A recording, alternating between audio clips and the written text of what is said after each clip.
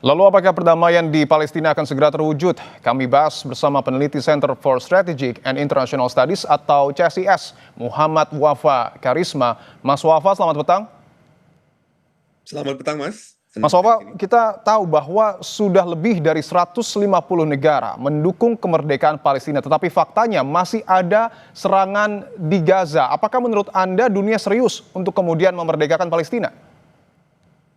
Saya pikir kalau dari keseriusan tentu secara pernyataan dan diplomasi dalam kapasitas diplomatik serius sekali, sangat serius dan mungkin kalau dari besaran dukungannya ya atau misalnya cakupan dukungannya ini kan mungkin paling bisa dibilang terbanyak sepanjang PBB didirikan.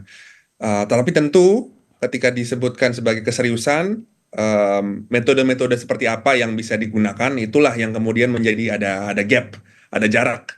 Karena apa namanya banyak hal di PBB itu tergantung dari veto-veto atau tergantung dari intervensi-intervensi hegemon negara-negara besar. Bila negara besarnya tidak melihat eh, perjalanannya atau pathway-nya itu jelas dan bisa didukung, ya otomatis yang lain sulit juga. Jadi dan langkah-langkahnya terbatas hanya di apa namanya statement diplomatik, hanya di dukungan melalui channel-channel multilateral, tidak bisa sampai kepada dukungan-dukungan yang lebih real. Misalnya dukungan logistik, dukungan konektivitas, dukungan bantuan kemanusiaan, bahkan bantuan kemanusiaan saja yang secara merupakan hak dasar ya itu juga dibatasi kan, dan memang channelnya hanya lewat seizin si penguasa keamanannya yakni pihak Israel. So memang dari faktor keinginan mungkin saya bisa bilang more than ever ya, Ya. lebih dari kapanpun sangat serius, tetapi eh, sangat terbatas juga leverage-nya, daya tawarnya karena ada Oke. apa namanya barrier-barrier, halangan-halangan politis. Menurut Anda metode yang paling tepat apa, Mas? Karena kan kita tahu juga bahwa betul dukungan sudah banyak, tetapi ternyata faktanya masih ada serangan di Gaza dan Palestina sampai dengan detik ini belum merdeka. Em, saya pribadi saya menganut prinsipal-prinsipal yang lebih dekat kepada pertimbangan justice ya, keadilan. Jadi kalau misalnya ada pelanggaran apa namanya pelanggaran hukum internasional ya harus diadili, dan memang cara-cara melalui mahkamah internasional ICC misalnya International Court, Criminal Court, itu yang menurut saya yang paling pas untuk didukung ya, apa namanya upaya-upayanya. Tapi memang yang apa namanya kanal-kanal seperti ini kan masih tetap diblokade ya oleh Amerika Serikat. Jadi memang cukup sulit juga. Kalau dari perspektif keadilan ya pasti sekarang realitanya kan secara ini ya, secara kalau misalnya pragmatis berbicarakan soal power, suatu negara bisa mengkontrol teritori, bisa mengkontrol pasukan, semua across the board, semua kalau misalnya dibuat checklist semua Israel apa namanya yang mendominasi. Dan mungkin realitanya kalau worst case scenario, kalau skenario terburuk, one state solution jadinya dengan keadaan seperti ini Oke. ya. Karena genosida tetap dilangsungkan dan segala macam. Jadi gimana caranya untuk menghadapi realita tersebut, realita di lapangan yang tersebut, dalam tanda kutip harus dihukum agresornya, dalam Oke. tanda kutip dihukum penjajahnya. Mungkin yang saya bisa tawarkan di sini ya hukuman-hukuman legal ya, legal, Oke. legal, legal. Mungkin ada juga yang beberapa negara yang menyebutkan sanksi dan sebagainya. Itu juga bisa diterapkan kalau misalnya negara-negara yang melihatnya berani dan melihat itu sebagai cocok.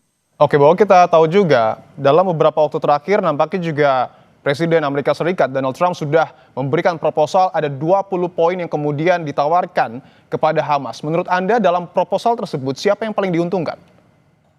Kalau itu sudah jelas ya, yang sangat diuntungkan itu Israel ya. Karena sama sekali tidak ada panggilan pertanggungjawabannya dari Israel.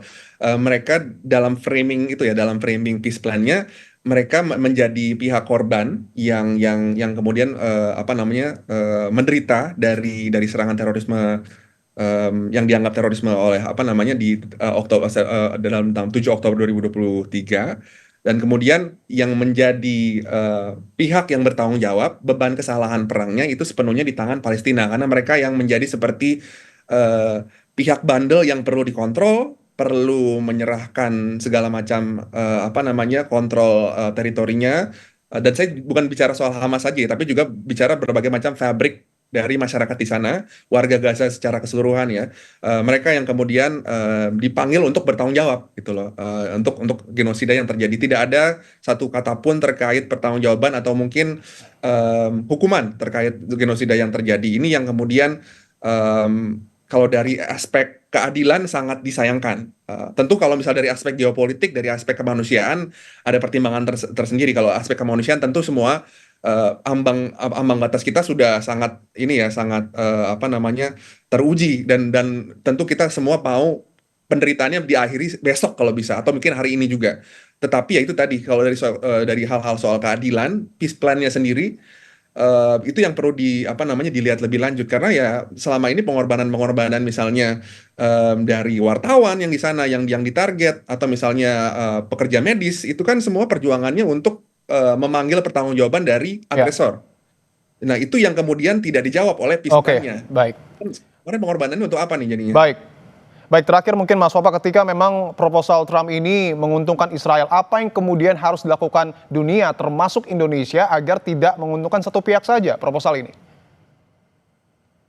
Kalau misalnya memang secara politis akhirnya rencana ini yang menjadi jalan ke depan dan walaupun ini masih dilihat dulu ya karena ini ada beberapa aspek yang agak susah juga misalnya apa ultimatum 72 jam dan segala macam itu juga kita perlu lihat dan kemudian nanti pasti ada implikasi juga kita perlu lihat perkembangan di Israelnya sendiri karena memang banyak hardline faction atau garis keras di sana apa namanya sayap kanan di sana yang mungkin nggak puas juga dengan dan mungkin akan mendorong hal-hal yang lebih agresif dan kemudian membuat negaranya kembali melanggar apa ceasefire. Dan itu yang perlu kita lihat. Tapi kalau misalnya pertanyaannya kembalikan lagi, gimana untuk supaya lebih adil?